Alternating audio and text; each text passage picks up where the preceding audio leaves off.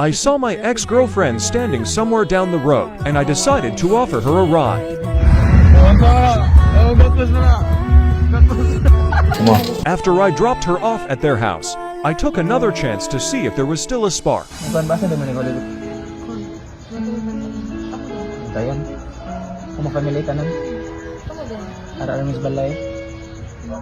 Pero kidding aside, saan mo ba ng mahal na adlaw?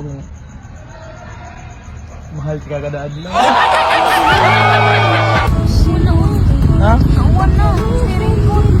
Pero na ako rin matabo ni mo, ako yung protect ni mo. Mainit man ang malamig umulan. So putahan kita, mahatid kita, mahal kita, love. Ay kung istorya yung love song ba? Before all that happened, I challenged myself that when my live selling reaches 120,000 likes, I will go to my ex-girlfriend and invite her to church. Kung mabot tig 120k, at tono ko siya sin tomorrow, tawagan ako karong gabi. Pwede ba siya mo kuyog na ko ugma Sunday? Oh! Alright, touchdown 120k. Tawagan ako siya karong gabi na, ato lang i-try. Pero kung pili ka siya matubag, atuon ka mo na ko siya sila. Games? See you tomorrow. Santo ninyo. Bye-bye. Since Yasin didn't really answer the call that night, I decided to go to their house, even if it was late at night, just to invite her to church tomorrow. When I was about to arrive at their house, I saw one of her favorite street food, so I bought it. And I also bought something perfect match with the food, which is ice cream. Ako loves. I love you, love. I love you, love.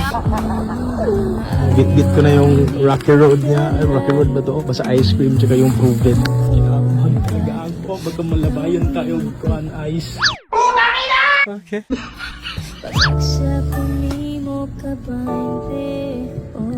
Ayo. Ayo.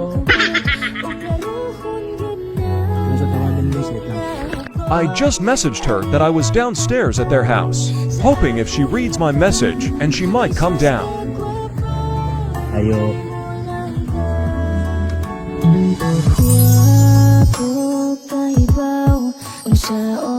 Tubag sa ba? Tubag sa ba? So, yung gano'n raw, yatag mo na kay dani mo. Pero, She's not yet fully awake, so I immediately showed her the ice cream. miss ka. Easy. Hindi mo pangaway na ko. Hindi ba kayo kita? Mangaway na ko. Ara na ko ni mga awayon. Kung kita na.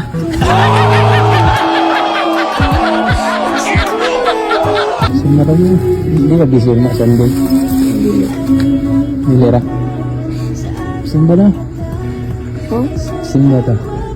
Bugod yun. Sino? Tiho ni. Ito. Eh? Arion, teka. Ride ka sa kong motors. Ride ka sa kong motor. Maride ba ka sa kong motor? Blum ba? Ibabasag ba na?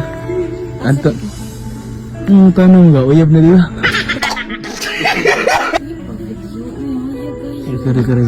A day passed. I went to their house to pick her up and attend what we were used to, the second to the last mass. So, karon guys, ano mo din sila ha? Naguwat na lang niya. Ako na nag-chat lang. Are you ready? Tara ko diri. Oh, sorry. Tara, lang mo ron. I love you, love. I love you, love. Ready na ka? Dali ba?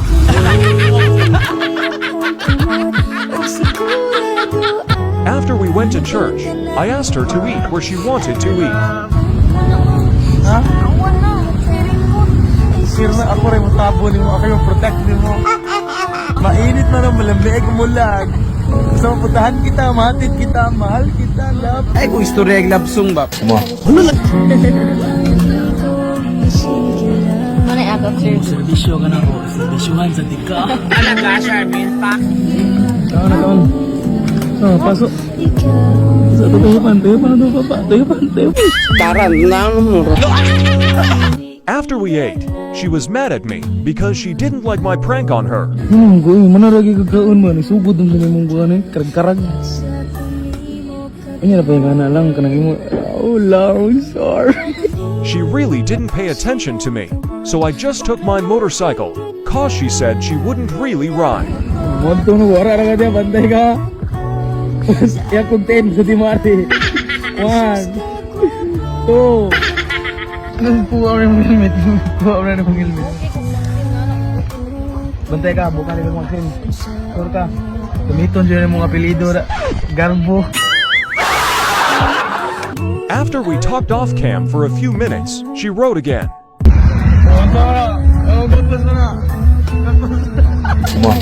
Basta na guys, hindi ka maluwi na po. Tugnaw ka. You want to warm up? Ang kulit niyo talaga, no? Bukan basa naman ikaw dali. Kayan. Ano pa nalita na? Ala na Miss Balay. Pero, kidding aside, saan mo ba ng mahal na adlaw? Mahal ka kada adlaw. Ang sigurado ay